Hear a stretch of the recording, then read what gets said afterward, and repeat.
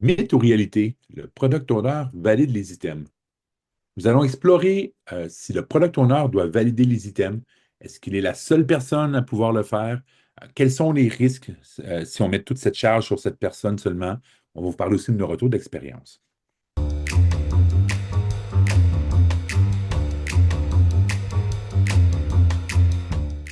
Bonjour Christian, heureuse de te retrouver aujourd'hui pour ce nouveau podcast où nous allons pouvoir explorer ensemble ce mythe ou cette réalité. Est-ce que le product owner doit valider les éléments qui sont présents dans notre sprint? Bonjour Sabrina, ça un plaisir d'explorer ça avec toi. Avant de commencer, moi je serais curieuse de t'entendre sur qu'est-ce que ça veut dire en fait valider selon toi? Oui, cette notion de valider, on mélange souvent ça avec tester, avec faire les critères d'acceptation. Et évidemment, à un moment donné, il va falloir qu'on fasse ça, qu'on vérifie, qu'on teste. OK? Mais ça, c'est du travail de développement. OK? Ça fait partie du rôle des développeurs dans la Scrum Team de s'assurer que les choses sont bien faites, que ça répond aux critères d'acceptation. Quand on dit le PO valide les tickets, valide les items, les éléments du product backlog, ce que ça veut dire, c'est est-ce que cet élément-là, une fois qu'il est terminé, est-ce qu'il correspond bien aux besoins qu'on avait identifiés dans le product backlog? Et si oui, ben maintenant, je peux le dire, on peut l'enlever du product backlog ou on peut le présenter à la sprint review pour avoir du feedback. Donc, valider, ça veut dire, oui, c'est bien, on a bien répondu aux besoins. Si je te prends un exemple, dans mon équipe, on n'avait pas de testeur à l'époque, pas de personne avec des compétences de testeur en particulier. Et donc, c'était le product owner qui faisait vraiment les tests. Donc, à ce moment-là, si je te comprends bien, il n'était pas, il n'était pas product owner, il était finalement développeur et il prenait une casquette pour faire des tests. C'est ça que tu... Ouais. Oui, et c'est la nuance qu'on a fait dans la dernière version du Scrum Guide où on a passé de rôle à responsabilité. On dit qu'il y a une personne qui a les responsabilités de product owner, qui doivent s'assurer qu'on fait les bonnes choses, et il y a des gens qui ont des responsabilités de développeur. Ça veut dire transformer l'idée en un incrément.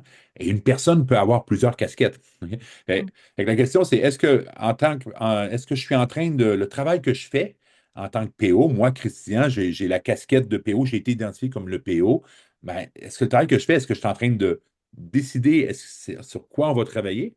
Donc, discuter avec les stakeholders, s'assurer que ça répond aux besoins, valider avec les clients, ordonner mon product backlog, créer une stratégie de produit, ou est-ce que je suis en train de transformer les items? Ben, si je suis en train de tester, ça fait partie d'amener des éléments à donne. Donc, pour moi, j'ai une casquette de développeur.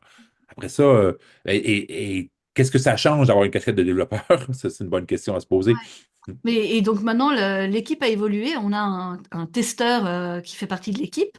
Donc maintenant, le product Mhm. owner continue à valider les tickets, mais plutôt juste à faire un dernier contrôle, on va dire, de oui, est-ce que ça correspondait bien à mon idée ou pas, est-ce que ce que j'avais comme dans la tête ou pas. Donc à ce moment-là, Ouais. ce serait quoi, dev, PO, ou comme tu dis, on s'en fiche. Ouais.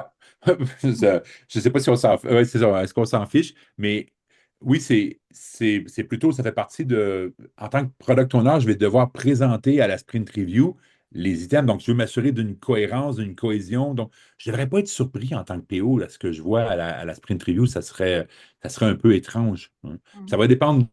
Ça va dépendre beaucoup des équipes. Certaines équipes, le PO va vouloir tout voir ce qui va être présenté. OK? Ben là, il y a peut-être un problème de contrôle et peut-être qu'il pourrait laisser un peu plus de liberté ou de confiance avec ce que les devs développent. Mais au moins, je veux avoir quelque chose de cohérent. Est-ce qu'on a un sprint goal? Est-ce que c'est atteint? Qu'est-ce que je vais dire aux stakeholders? Qu'est-ce qu'on va leur présenter? Hein? Fait que pour moi, valider, ça fait partie de valider que la cohésion du produit, donc ce qui a été développé correspond au sprint goal, ça fait partie de mon rôle de product owner. Donc je dirais que à ce moment-là, à ce niveau-là, je pourrais le mettre comme product owner. Mais c'est, on est tous membres de la Scrum Team et dans le Scrum Guide, on dit la responsabilité des membres de la Scrum Team, c'est de livrer un incrément de valeur Donc, à quelque part, est-ce que je le fais avec ma casquette de PO, est-ce que je le fais avec ma casquette de développeur ou simplement de membre d'équipe? Ça devient futile un peu. C'est juste pour aider à donner une direction au travail plus que de attends, ça, c'est dans ma checklist à moi. L'important, c'est que ça soit fait. Dans cette idée-là, dans une équipe, ce qu'on fait, c'est que avant la sprint review, on veut avoir un alignement, comme tu disais, on est une Scrum Team ensemble. Et pour éviter les surprises, eh ben, on va se mettre d'accord sur, OK, qu'est-ce qu'on monte, qu'est-ce qui est vraiment done, qu'est-ce qui n'est pas done, et qu'il n'y ait pas de, comment, on commence pas à débattre au moment de la sprint review là-dessus, au sein de l'équipe Scrum. Donc, on se fait un petit alignement en amont pour vérifier qu'on est bien tous alignés. Ouais. Et c'est pas inscrit nécessairement dans le Scrum Guide et c'est pas obligatoire, mais je mettrais ça dans la liste des bonnes pratiques. Je suppose que c'est une pratique que tu as vue ou que tu as mis en place dans des équipes et que ça l'a aidé à amener de la valeur. Oui, tout à fait. Mhm. Et est-ce que tu vois des risques? Est-ce qu'un product owner, tu parlais tout à l'heure d'être trop contrôlant par rapport aux développeurs, donc peut-être que ça serait un premier risque. Est-ce que tu verrais d'autres risques au fait que le product owner valide les items? Ou, ou valide, surtout faire une validation approfondie des items Ouais. au point où ça devient du test, ben c'est ce risque de goulot d'étranglement. Mhm. Ben, surtout si j'ai une équipe qui a 5 6 développeurs, développeuses dans l'équipe, puis que j'ai un ou une product owner qui valide, ben, ça va devenir rapidement, ça va faire le goulot d'étranglement de de mon flux de production de valeur. Hein, puis des fois, ça va faire aussi que en plus de goût littéralement, ça va mettre de la distance entre le moment où on finit et le moment où on valide. Donc, à toutes les fois qu'on attend 2, 3, 4 jours pour reprendre quelque chose, ça coupe le flow, ça coupe le focus. C'est pas une bonne chose. Oui, Mm. j'imagine que quand en plus on va commencer à parler de scaling et à imaginer un produit avec plusieurs équipes, tu parlais de 6 développeurs, ça pourrait être encore plus. Alors là, ça devient carrément ingérable. Ouais. Pour pallier un peu ce problème-là dans l'équipe, ce qu'on fait, c'est que on dit pas que c'est au product owner de valider, donc on va favoriser le fait que lui puisse avoir un dernier regard sur ce qui a été fait. Mais de temps en temps, quand ben, il y a des incontournables de la vie qui arrivent, on va se permettre, entre développeurs, de pouvoir faire ce dernier regard, ce dernier contrôle entre nous. Donc Ouais. on se permet cette marge-là de latitude. Ouais. Chaque équipe va décider de son process. OK. Et certains éléments du product backlog peuvent être très techniques. Puis finalement, on pourrait décider que c'est pas le PO qui valide, c'est quelqu'un d'autre, une personne qui a des compétences, des fois qu'on appelle lead dev ou qu'on appelle architecte, même si en Scrum, tout ça, c'est des développeurs, des développeuses. Ces compétences, elles sont là. Donc, c'est peut-être pas toujours au PO à dire oui, ça correspond aux besoins ou ça fait ça fait ce que le product backlog item voulait apporter comme valeur.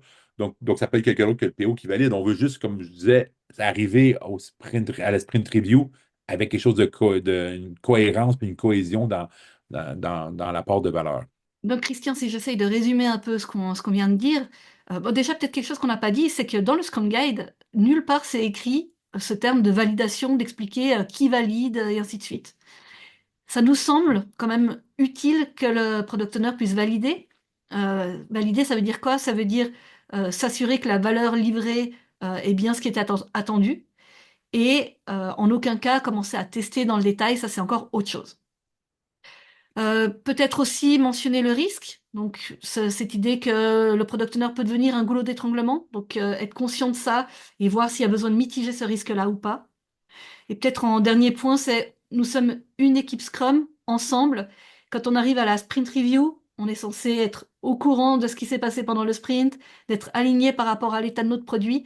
Et donc ça se fait avant la sprint review et on arrive en unité à la sprint review. Est-ce que tu voudrais rajouter quelque chose, Christian? Juste merci. Merci à toi. À bientôt.